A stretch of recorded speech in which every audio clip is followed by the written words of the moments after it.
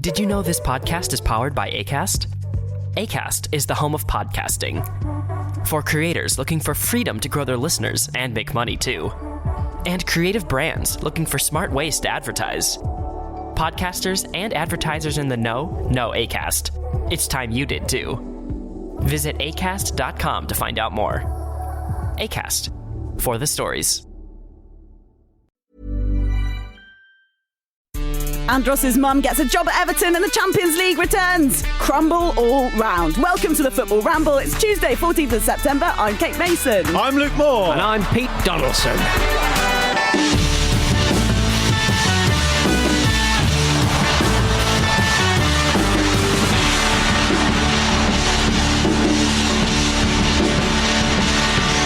I'm joking. We're not actually having pudding, are we, Luke? Too early for that. Yeah. Too early. I wouldn't take a dessert before midday. Would you not? To look at me, you wouldn't agree, but I honestly wouldn't. I wouldn't take a dessert before midday. I just don't think it's the right thing to do. Unless you're on holiday, maybe. Good point, yeah. Because sometimes breakfast in hotels can be quite desserty, can't they? It can. What's your policy on a mimosa? Yeah. There's three kind of exceptions to the drinking before midday rule as well, in my view. Train, wedding, holiday. Train, wedding, holiday. Could you apply Airport, to you desserts? talking? I don't really do it for the airport. No. Not really an airport drinker. First day at school? Yeah.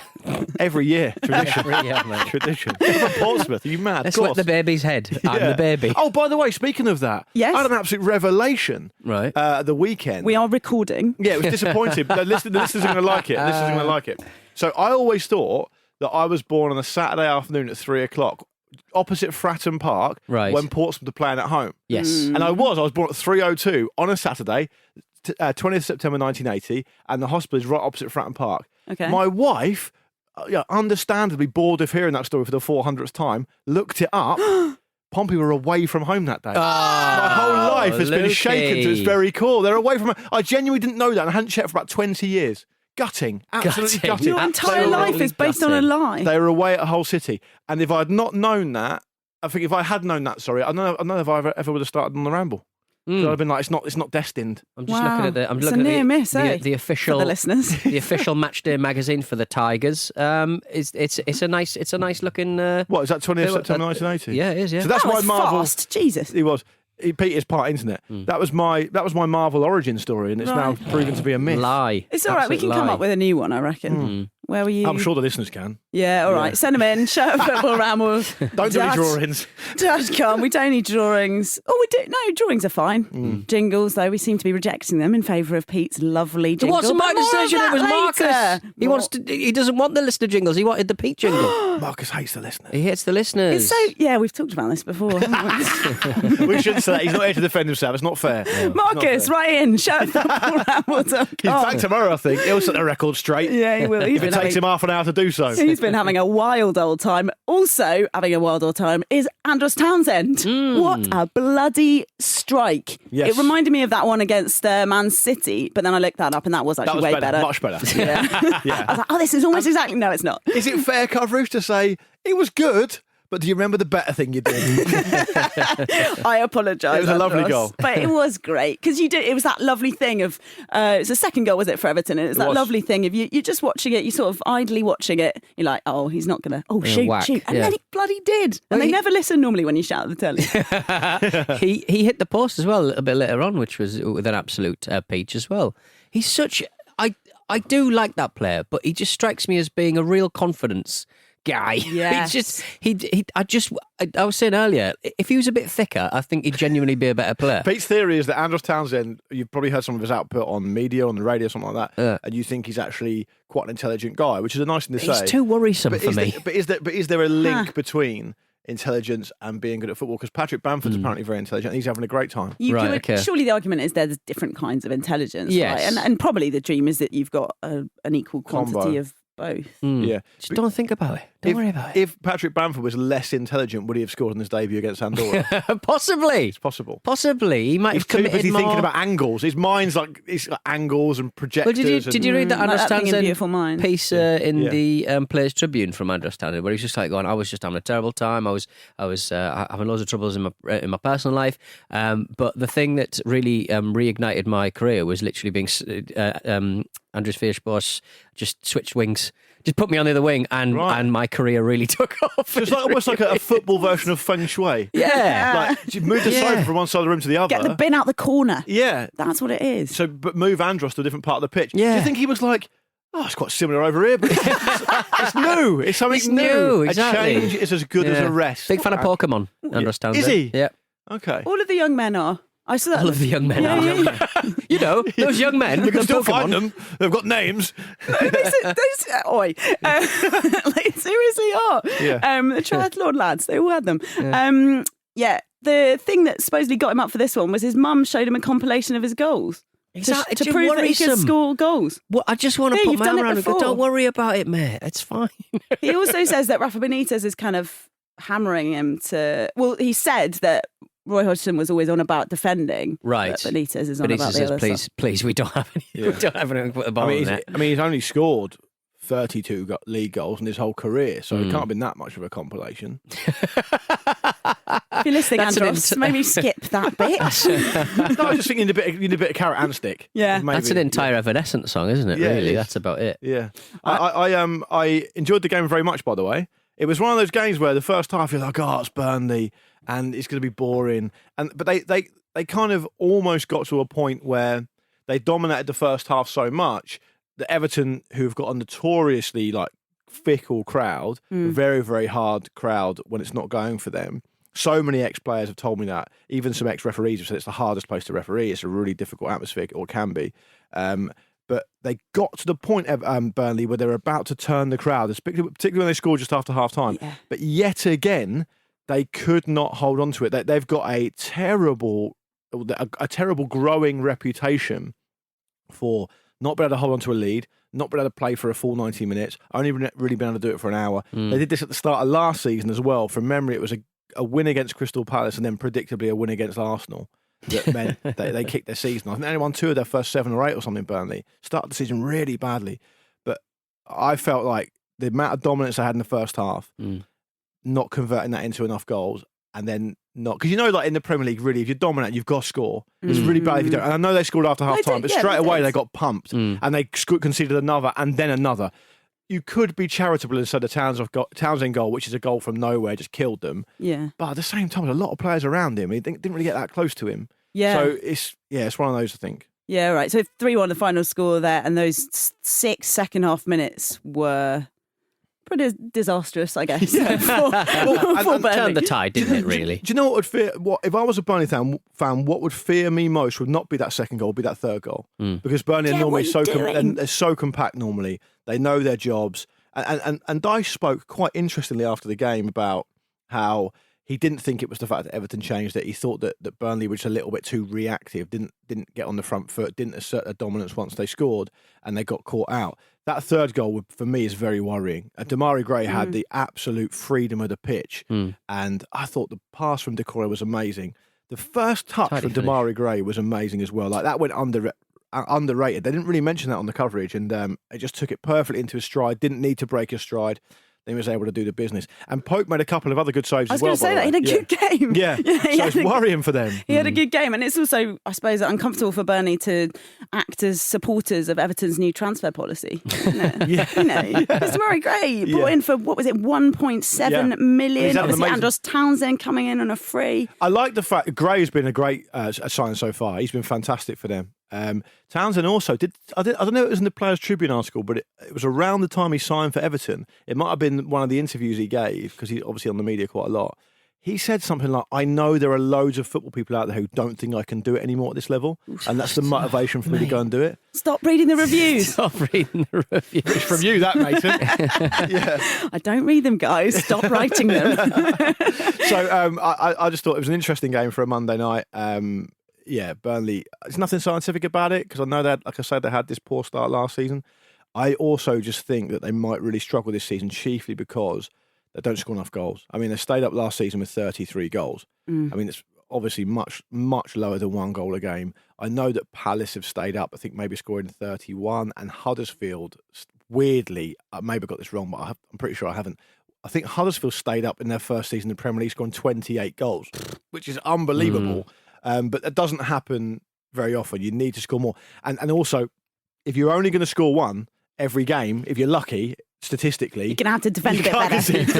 And it puts so much pressure on the defenders. I remember Graham Lasso saying, we did a thing with Graham Lasso, and he was saying it was really hard for him when he was playing at a team that were fighting against relegation, because it always seemed to be really geared up towards the fact they had to keep clean sheets because they didn't have any goal scorers. Yeah. And the pressure playing in that defence over and over again every week was just really, really intense, because as soon as they conceded one, they were practically thinking, well, that's that then. Yeah. And it's going to be very difficult for Burnley, I think. On Everton, obviously unbeaten so far this season, but they have had a fairly, would we call it, kind of kindly run of games so far. And they've got a few more to come as well, haven't they? Yeah, they seem to. And but equally, there does seem to be, I mean, Benitez playing down how pissed off Everton fans were by his arrival at the club. Oh, I wonder if those people with the bed sheet saying "we know where you live" are delivering flowers to his house. Probably were. If they know didn't, where he as lived. it turned out, they didn't actually know where maybe he lived. Did somebody say "Just Eat"?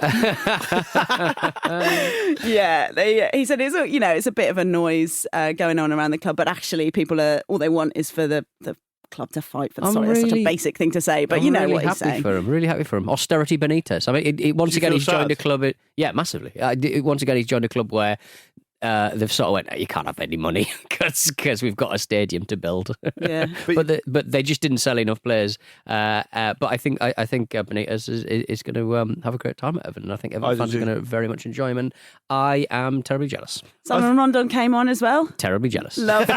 He's hailed Benitez for showing me things I didn't see in 10 years of football.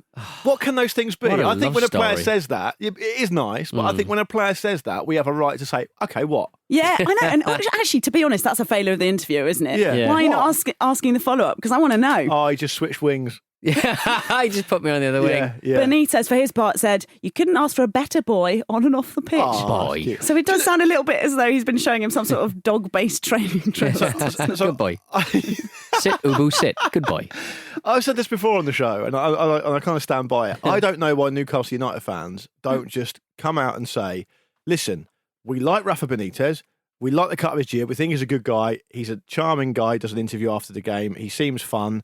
And we don't like Steve Bruce. And it's as simple as that. And we have the right, as the fan of a club, to say that. Rather than doing all this kind of rhetorical gymnastics, just say it. Because you can see... I mean, they do say it, don't they? But I don't think they say that's the reason. No, they try and prove it with... They try and prove it with league tables and facts and stats. But you're missing my point. My point is, Pete, that it's perfectly legitimate as a fan of a club to say, I like that person, I don't like that person. But they are saying that, though, aren't they? I think they're using a lot of other reasons to justify it when they don't need to. I'd say that's backup. That's evidence, and that's evidence-based positing, one would say. Especially because Steve Bruce seems quite nice. Is that why? Is he not quite He's a prick. Oh. He is a stone-cold, titanium-plated prick. Where's the titanium? His nose. You can't say that. That's out of order. I assume it's hips and stuff, isn't it? That's what you get in your hips now when you get them redone. Titanium, I think you want it. What you platinum? really want is is probably a porcelain to encourage his bone growth. That's what all the Scottish lads have. I was just going to say about Benitez that after the game yesterday, when he was interviewed by the Monday Night Football team, I know he knows Carragher well and all the rest of it, so he had a little bit of a camaraderie with him. It was just a very charming interview. He talked a bit about what had gone wrong, what had gone right. He mentioned a few things about what he wants to achieve at Everton, and he also, I think, very classily said, even though some of that stuff happened that you mentioned earlier, he said, look, the positivity I've received from all Everton fans has been amazing. I love to see all Everton fans. He said that. He was very classy about it. And I found them very charming. And I also thought, to be fair, and I've criticised Sean Dyche quite a lot on this show, I don't particularly like the cut of his jib, but he responded to what Benitez said about a few robust challenges, the usual Burnley story. He said, I haven't got a problem with Rafa's opinion. That's how he feels about it. I think the game's in a good place. Fine.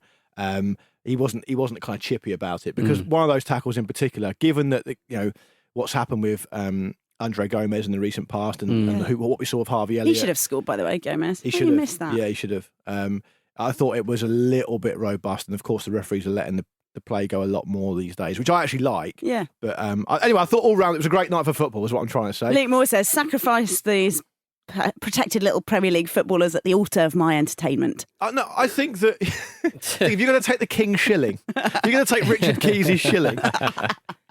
Sometimes there will be a payback. He just joined Insta, apparently. Ooh. Insta? Yeah, I think so. I think I heard that in the grapevine. Mason, you're our expert. What do you think about that? I think that there's a place for everybody on social media, as we very well know. Yeah. And I'm sure Richard Keys is not the worst person on Instagram. That's good. That is fair, to be fair. I think that's wrong.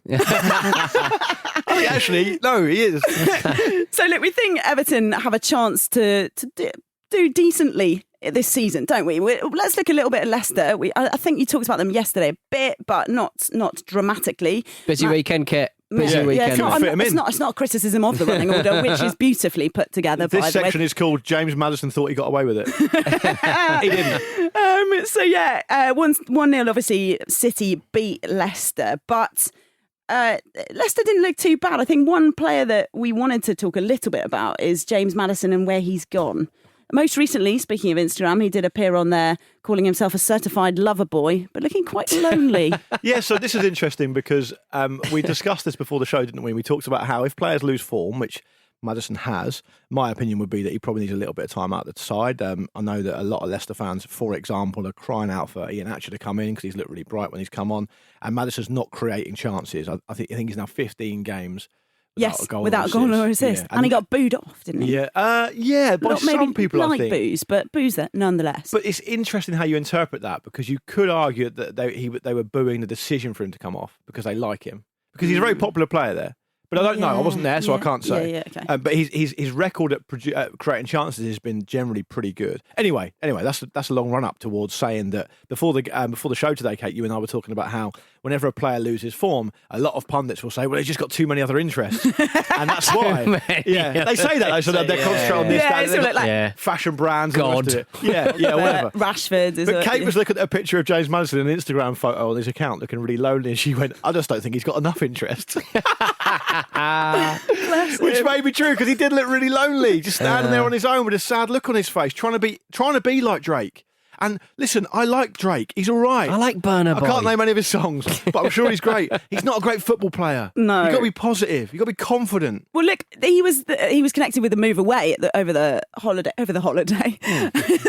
the break to Arsenal, which is enough to depress any person. Yeah, I'm not surprised. Apparently, they said he was worth £100 million, according to Brendan Rodgers. Yeah, just to put Arsenal off. All right, so you think he's trying to protect James Maddison, even though he thinks he's massively out of form? I think Brendan sat James down in his office and they had a little cry together. And Brendan said, "No matter how bad it gets for you here, son, I promise you what, you will never go, unless it's an away game, within 50 miles of Arsenal." Is Leicester within 50 miles of Arsenal? It might be. Within 10 miles of Arsenal. 100. Yeah. Because 100 that miles. is a dereliction of duty for me as your manager and as someone who takes your pastoral care very seriously. That's what Brendan Rodgers said. What do we think about Leicester then? Because Maddison, as we say, he's not doing the creative things that Leicester fans have come to expect. He seems a bit unsettled. Neither players like Jose Perez. Yes, but he's not the only one responsible, is what I was going to say. Yeah, Steve Bruce's fault, probably. Well, I think Leicester, when they spent that amount of money on Jose Perez, I think a lot of Newcastle fans were like, "All right, yeah, we'll take that." To be honest, and they don't enjoy being a selling club. He has got that in his locker. He does flatter to deceive. Sometimes he's not the most creative player, and he's a bit of a liability at times. He loses the ball quite a lot. And I think for a team with Leicester's aspirations and in Leicester's position, I think they need certain players in certain positions to be a cut above players like Jose Perez. I think with Perez, isn't he a kind of player, Pete? I mean, you've just seen him a lot more than me, but isn't he the kind of player that you need to let him try things? And if it doesn't work or he's not in form, it looks bad. Yes, he's spotty form-wise for me. And I think the front... So, to answer your question, Kate, about Leicester, I think if you look at the front few players, I mean, Vardy's undroppable, even now. Yeah. So he's not going to not play. And Maddison's playing the hole behind him where he was against Man City with Barnes and Al Brighton, who's forced his way back into the side. Yeah. But as I said earlier, Ian Atcher's looked really bright whenever he's come on. And I think there are a lot of fans who want to see him given a go. And look, Leicester are in that position where they're almost going to be hoisted by their own petard if they're not careful, because they've worked really hard to get themselves up into this position. And one of the things that Rodgers, I've read, has been working on is to change their mentality so they feel like a big club. So he said, "You've won the Premier League, you've won this, you've won that. Yeah. Big clubs win trophies, you're winning trophies." They've also got an amazing looking new training ground and complex, which it does. I mean, if you haven't seen it, you should look it up. It looks incredible. So he's trying to level them up. Yeah. But the problem is, then the expectations get really high. And if you've got a team that really, whose creativity goes through maybe one player, and he's still a relatively young player, 24, yeah, then it could come back to bite you, and maybe the best thing for him is to take a little bit of time out so they can think of a different way of playing and maybe kind of rely on other players. And you get the feeling that Rodgers is willing to play players that aren't even 90% fit sometimes. He's had to, though. Did you say last season, the injury list was absolutely massive? It was massive, but it's kind of started like that this season as well. They got Napoli in a couple of games' time, and Napoli have started really well this season. Haven't they got Napoli on Thursday? Thursday, and they ended the season really well as well. I think if Leicester get a bit of a hammering against a really informed team, I think... It's not been the best start of the season, but obviously you're not playing Man City at the weekend. It's not ideal. You say that, but I think that's a really interesting discussion point. Very briefly, because Leicester's record against Man City has actually been very good. Leicester that's a good point. And of course, Maddison ran riot in the game. Was it the 5-2? And Vardy as well. Yeah. And I think that they have kind of not dined out on it, but they've definitely had a reputation increase because of their performances against Man City. And they were really badly beaten by. I know it was only 1-0, but they were really run ragged in terms of ball possession, in terms of shots, and all the rest of it. Yeah. So that's a point to mention. And very, very quickly as well, they've also had a difficult start to centre-back life this season because Evans has been out and Soyuncu started the season so badly. One of the positives, I think, would be... You keep hammering him. Well, he was actually a lot better against City, and so maybe he's kind of shaking that off now. It didn't really work, that experiment to go away with Turkey and have a bit of time out and play against the Netherlands when he was absolutely abysmal. But he looks to have shaken that off now. So look, you can see things improving. That Maddison discussion is a conundrum to be solved, though, for sure. The Maddison medicine. Yeah. Take it. Yeah, 2 wins and 2 losses defeats so far this season. It's the wins are against Wolves and Norwich, okay, and then West Ham and Man City are the defeats. We'll see how this one shakes out. Right, let's get to a break because we need to hurry on to a new game from PTD.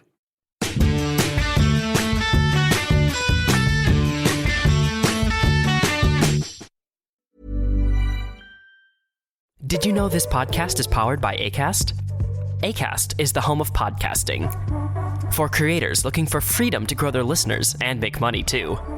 And creative brands looking for smart ways to advertise. Podcasters and advertisers in the know Acast. It's time you did too. Visit acast.com to find out more. Acast, for the stories.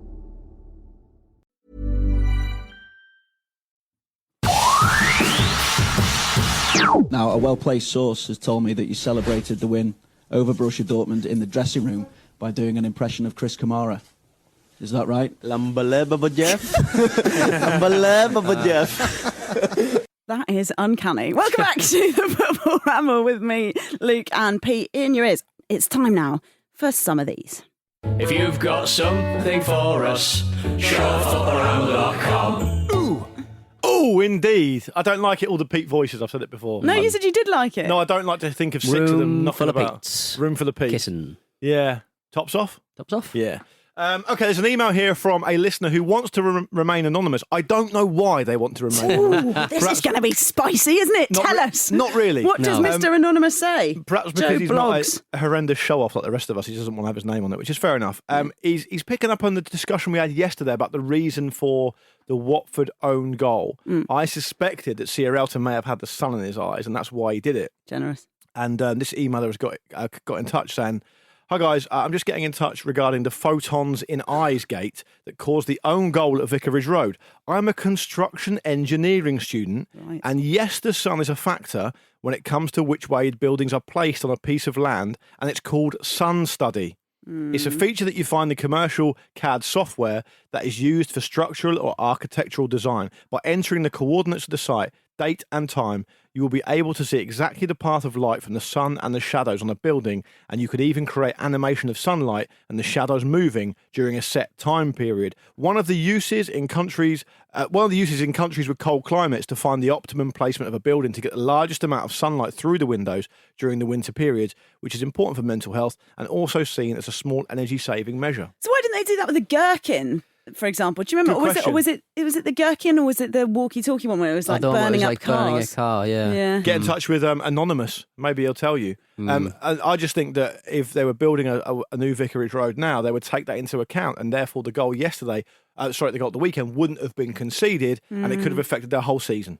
I'm just saying, it's aggregated marginal gains and a bit of chaos theory thrown in there as well. If a butterfly flaps its wings in Tokyo, does Sierralta score an own goal in Watford? We'll never know. Not with that air quality. Show at footballramble.com. Pete. Nathan Curry has got in touch. Thought I'd write in after Luke read out a list of unusual injuries on Monday's show. One he didn't mention was the time that John McGinn was speared by a teammate. Christ. I'm thinking like in a wrestling context, no, actually speared. While at St Mirren, 20-year-old McGinn had his season ended after his captain, former Cardiff, Burnley and Rangers striker Stephen Thompson, threw a spiked training pole at him and it lodged into his leg 7 centimetres in. Near the femoral artery. That is horrible. I mean, you know the femoral artery is like game over stuff. Yeah, you're dead. Yeah, it's dead like, as a dead guy. Yeah. Thompson himself has previous weird injuries. He once suffered a severe groin injury falling off a banana boat. I never heard it called that before. We've all done that. We've all done that. Lovely. But there's a couple others as well that follow up in weird injuries. Apparently, Reading goalkeeper Rafa broke his hand on Saturday after punching a whiteboard in the changing room. Gloved or ungloved? That's what I want to know. Yeah, and it's 4 years since 4 years to the day since Marco Asensio missed Real Madrid's Champions League game, first one of the season, because he got an infected pimple after shaving his legs. I think I speak for all the girls listening to this show. Yeah, get over it. That's yet more proof. They do it. Women are much stronger than men. They shave their legs because they have a lot of sports massages, right? So otherwise you get ingrown hairs. Because it hurts, right? Yeah. Ingrown hairs, I think. Yeah. Interesting. If you've got any more weird injuries, get in touch. I'd like to hear from listeners. Exfoliate as well. I think he should have. I'm surprised he's not doing. Yeah. Top tip. Yeah. I'd like to hear from listeners who've got their own weird injuries. Because the footballer ones, we kind of heard about a lot of them before. Okay. You know, but I'd like to hear from listeners themselves. We don't want any of those penis ones. I don't want to hear a single thing about degloving ever again in my life. No, that's mostly Pete's fault. I didn't mention degloving. So shall we say that we want injuries from waist up and thighs down? Fine. Yes. Yeah? Bums? Bums are okay. Bums are okay. Yeah, bums are okay. We've all got bums. Yeah, no. Anyway. Mine's a wreck. Yeah, show at footballramble.com. Tweet us at Football Ramble. Pete, you've got a game. It's time for a game for me. It's called The Game That Requires Little or No Skill at All. Great! And is this because... Sorry to talk over your strangely morose trumpet jingle. Is this because I completed Portmanteau Conte last week? No, it's not. It's unconnected. I thought, look, we've not had a new game for a little while. This one, I can't imagine is going to be a runner. Okay. Because people will get competitive and ruin it like they do with every fucking game. That is supposed to be... Another dig at Marcus. Outrageous. I thought it was a dig at me after Friday. Well, both of you. So, in my favourite place in the world, Japan, there is a football management arcade game called World Champion Club Football. You sit at a desk in an arcade with a screen, and you basically use these collectible cards with players on them to manage your football team. Each card corresponds to a player, and it's basically like your Panini stickers, all right? Just imagine a Panini sticker. Like a Pro Set card. Yeah, exactly. Yeah. Okay. But the interesting thing about them is that every player gets his own little description that's meant to sum up the kind of player that he is. Okay. A little phrase that gives us the essence of how he plays the game. I see where this is going. But because it's Japanese, it makes fuck all sense, all right? I'm looking at a card here. Hernan Crespo, playing for Lazio in 2001, and his description is instinctive sense of the shot. Right, so we've got to guess what people are. I'm going to explain the game. Thanks, Kate. Pipe down, mate. Taking some time off. You haven't got to host this bit. Put your feet up. Fernando Torres played for Liverpool in 2007. He's known as the Goal Storm. The goal. I love that. Storm. I love that. They're beautifully creative anyway. Yeah. So the game is going to work like this. I've got some cards in my hands, which you can't see. I'm going to select a player, tell you the shirt he's wearing and the year in which he's wearing it, and the phrase. Okay? All you need to do is tell me who it is. Shout out when you know. Okay. It's player versus player. This is going to be impossible, isn't it? It's impossible. It requires little skill because you just need to know footballers who played them. But the descriptions kind of correlate with what they are and what they do to a certain extent. Some of them are batshit and you'll never get them. Yeah. Because I would have thought like the Goal Storm would be would be like a more moody, darker player. Yes. Torres. He's very, very... More like a Lukaku or someone who's sort of like forcing his way through. Exactly. Diego Costa, someone like that. Exactly. Great. That's a good example. Okay, are you ready for your first player? Go for it. Yeah, kind of. The player in question is wearing an Arsenal shirt. It's 2010, and he is the intuitive secret route dribbler. The intuitive secret route dribbler. Okay, 2010. Oh, Theo Walcott. Nope. Thierry? Huh? Is that too late for Thierry? Nope, it's not Thierry Henry. It's too late, I think. But you're in the right part of the pitch, I would say. One more guess from what either of yous. I'm terrible with dates. That's the problem. Yeah, same. Luke, 2010, the intuitive secret route dribbler. We've all heard of him. Luke looks like he's having a hernia. It's because it's really annoying. It requires no skill, so there's no need to be worrisome about the result. It was Cesc Fabregas. Oh, bloody hell. He's the intuitive secret route dribbler, guys. That's really good from the Japanese bloke. You got another one? Yes. Cool. This man is wearing a Bayern shirt in 2007. He's the hedge fund goalie. Hedge fund goalie? I haven't got a fucking clue. What does that mean? Oliver Kahn. It's Oliver Kahn. Yeah. What does it mean? I don't know. Touchdown. Just expensive. It was expensive? I don't know. The correct jingle is touchdown. Not even the same sport. Not even the same sport. Borussia Dortmund shirt, 2010. Who is the pinpoint bomber? What's his face? Went to Manchester United. I'm going to go Robert Lewandowski. It is Robert Lewandowski. Do you want your clip? Touchdown. He's only got a couple more of these. He's wearing a Real Madrid shirt. Okay. It's 2012, and he is computer speed decision. 2012 Real Madrid. Yeah. Computer speed. He's got computer speed decision. Cristiano Ronaldo. Yes. Nope. No. Karim Benzema. Nope. Bloody hell. Iker Casillas. It's not. I'm going to tell you who it is. It's Xabi Alonso. Computer speed decision making. It's one, you know when you're playing a quiz and you get the answer that you didn't get and you go, of course, that makes perfect sense. But none of this does. I'm not feeling this. None of this does. I'm not feeling that emotion at any point. Right. It's just like list a few players and that's good. Finally, for now, All right. he's in a Chelsea shirt. Yeah. It's 2005. He is the power horse. Claude Makelele. Nope. John Terry. Nope. Frank Lampard. Nope. He's had 2 spells with the club. The power horse. The power horse. 2005. 2 spells at the club. Still It's playing? It's Mourinho era.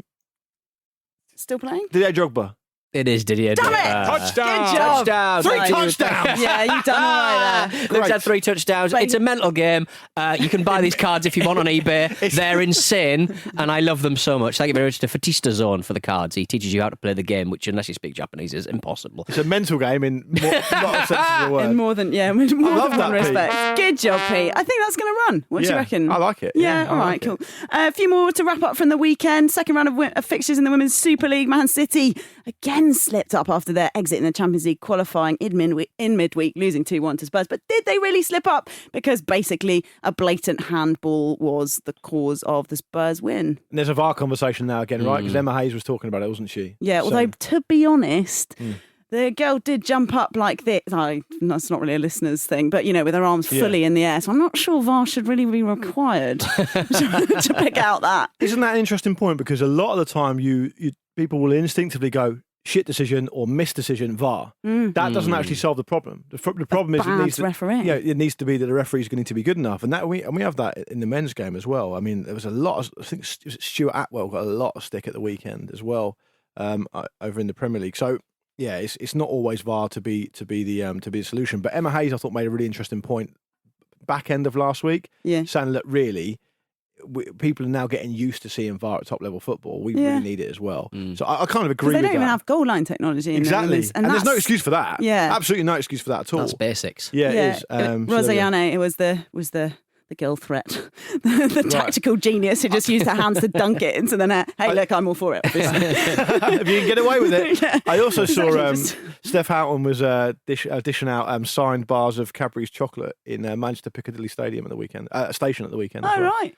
What's that about? I don't know. Promotion, I guess. She bought too many. She bought a Sunday Times with W.H. Smith. Yeah. Do you want a load of chocolate for 50p? And she said yes. Yes, I'll get rid of these. Never say yes to anyone W.H. Smith. Honourable mention to Rebecca Spencer, the Tottenham goalkeeper, who made it possible for the mighty Spurs to win that one via fair means or foul. Great. Whatever. No one complained when Maradona did it. They kind of did. They kind of still are. They talked about it for decades. Terry Butcher is still complaining about it now. Terry Butcher will go on 5 Live to pundit or co-commentate a Premier League game now, and he will somehow mention Maradona. And look what it did to Peter Shilton. True. Turned him a little bit. Sutton United bagged their first ever win in the EFL. Congrats, guys. They beat Stevenage 2-1. Best of all, their 40-year-old player club fitness trainer Craig Dundas featured. Yeah, he became... so I'm 40. It made me very happy to just think, I'm 41 next week. Is there still time for me? The answer to that is obviously no. But you can convince yourself for maybe a minute that actually, wow, it's a 40-year-old player playing in the Football League. I was wondering if you had it in you to even have the physicality to be a club fitness trainer. No, that definitely sounds not. quite hard. Harder. Yeah, if anything harder, right. I'm going to watch Southampton tonight. I'm like, can I even walk down the hill to go and watch Southampton? I was going to say, take your boots. So tired. I was also going to say, so I've got skis. Friend of the show, Steve Grant. He's my South Coast nemesis, big Southampton fan, but we've been friends for a very long time, been to a few games together. He's also a big Sutton United fan, and I texted him this morning saying, we're going to mention Sutton today. Oh, great! And I was hoping he would reply, saying, "Oh, here's some insight," kind of thing. Oh. And he was just really happy. He was just like, "Oh, great! I'll take it." Sent me a load of emojis. I'm looking forward to it. Yeah. Still pissed, exactly. Yeah, celebrating. Exactly. Oh well, yeah, it's great to see, and let's hope that Donald Dundas gets another run out. Champions League. 568th appearance for the team. Did you say that? My God, that's incredible. Amazing. Great stuff. Oh, and what a great way to bookend a career, right? Yeah. I don't want to be disrespectful. Maybe he's thinking about carrying on. But at some point... Yeah, why are you trying to write him off? 600, Look mate. at King. Let's have 600. Give him another contract. Bloody hell, I've just forgotten the name of our favourite guy. King Kazoo. King Kazoo, yeah. Yeah. Exactly. Mayura. He's 54. This guy needs to pull his finger out. So if he really is training at fitness, he could carry on. But what level does King Kazoo play at in Very Japan? highest J2. level. J2, decent. So, I mean, it's a terrible league, but it's still a decent level. Roughly equivalent to Sutton? Yeah. Could he play at like non-league / League 2 level? Well, the thing is, King Kazoo just comes on and stands in the penalty box. I mean, it's a bit of a joke, really. He's just he's more of a mascot than a player, unfortunately. So are you suggesting that Sutton United's recruitment policy should be the over 40s? Be a great market employ. It would be. It's all about content creation these days, mate. A one-man veteran league. You watch the Instagram follows go up. Let's get a bit to the Champions League tonight in the last few minutes. Who are the favourites for the Champions League? I think we know that one. Although apparently we don't, because I was reading that on the old betting, it's PSG are 9th. Yeah. But What's that about? Because that's the delicious factor, isn't it? That's if it all goes terribly wrong for them, that's delicious, and you can never discount delicious, even on the betting markets. I would say. Pete, I mean, it's an interesting theory, but I just think there's better teams. Oh yeah, that's right. Yeah, it could be that, couldn't it? It could be that. Occam's razor. I mean, you'd have Liverpool, Man City. Oh, maybe. Look, Barcelona. I don't think there's 8 Barcelona better started the season quite well, and Ronald Koeman has said that thanks to me, this club has a future, which is an astonishing thing to say. I think what's probably happened is that people are looking at a promotional offer from a betting company or something, right? And thinking, oh, right, they're really big odds, and it's probably a marketing ploy. The game I'll be watching tonight will be Barcelona Bayern Munich, chiefly because it's two really big teams. The best teams. But if you like a potential drubbing, not best in terms of matchup. Well, the reason I think it's great is because so bear with me here. Say the Nightmare on Elm Street franchise, right? You watch the first Nightmare on Elm Street and it's bloody good, right? And it's frightening and it's an iconic kind of movie of horror cinema. But do you remember they made about 9 of them? Yeah. And when you get to Nightmare on Elm Street... Final Destination 20 or whatever. Yeah, you get to Nightmare on Elm Street 9 and there's a couple of actors still going. Still around. Busquets and Piqué.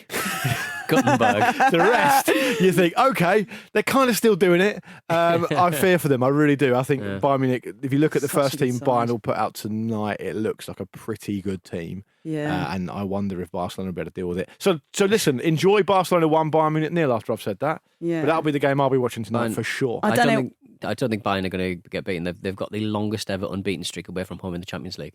Amazing. This is good, isn't it? 4 games. Okay. I don't know if Ronald Koeman's team talk is going to be like, oh, this is the first game since the 8-2, lads. No, exactly. Also, Lewandowski's starting up front for Bayern Munich, and as we know, he is... Lewandowski. The bomber, wasn't it? No, the bomb boy or something. I can't remember now. Yeah. It was on my list. I've closed down the piece of paper. Fucking hell, Pete. Sorry, mate. I just thought you could give him a little sign-off. We're about to finish the show. Joe Cole reckons Robert it's going to be... Lewandowski is the pinpoint bomber. The pinpoint bomber's up front. Bomber. Sorry. Not Lewandowski. This is a seamless plug. If you want to have a sense of why Barcelona are getting battered 8-0 tonight, you should listen to the book club. I think you're going to bring up Andros Townsend's hair. And seamless plug. Jim and me It's just out yesterday. Yeah, we talked about it, didn't we? I had it on queued up to listen to on the way home today. I'm looking forward to it. Man U facing young boys in Switzerland. Chelsea Champions League defence starts against Zenit St. Petersburg. You've already said which one you're going to be watching. You're going to be going for the Barcelona Goal Fest. Yeah, and if one thing could convince me to watch Man United, it would be the fact that all the Man United players refused to have dessert the other day because Cristiano Ronaldo didn't have it, which is... I think that Kate thinks is the most pathetic thing she's ever heard. I think it's up there. It's certainly up there. What do you even Luke Shaw? Stop bullying him. Jose Mourinho's back in Italy. Yeah. You leave Luke Shaw alone. All right, I'll leave multi-millionaire Luke Shaw alone. He's had a year of the best form of his life, and if it's down to desserts, let him have them. Mate, I said it at the Euros. He was my favourite player. I think he's cracking. Apparently, all the players, according to League Run, all the players watched Ronaldo eat quinoa, avocado, and boiled eggs, and just thought, I want a bit of that. Let's all leave the room before he starts. The reason it's fascinating though is because they're all really high-performing athletes as well, and they just obviously I think it's quite sweet. Eat the fucking crumble, get a grip. Get the custard. Oh, look, Ronaldo's here. He's doing stuff. We're going to do exactly the same stuff as him, and then we might be like him. Exactly. But it's another mention, Kate, of the undeniable link between football and custard. Mm-hmm. Lee Grant, and I quote, "I tell you now, not one player touched the apple crumble and custard." David Moyes wouldn't have had that, would he? There's custard everywhere in football. Bring out your jelly. He would have been on them. Eat that custard. Yeah. Yeah, it's super juice. Yep. All right, on that bombshell, it's time to get out of here. Say goodbye to the listeners, Pete. Touchdown! Say goodbye to the listeners, Luke. Goodbye. We will catch you tomorrow with Marcus, Jim and Andy. See you then, guys.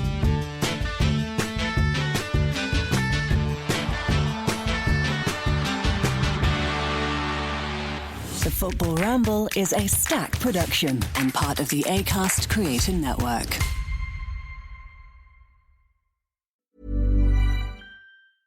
Did you know this podcast is powered by Acast? Acast is the home of podcasting. For creators looking for freedom to grow their listeners and make money too. And creative brands looking for smart ways to advertise. Podcasters and advertisers in the know Acast. It's time you did too. Visit acast.com to find out more. Acast, for the stories.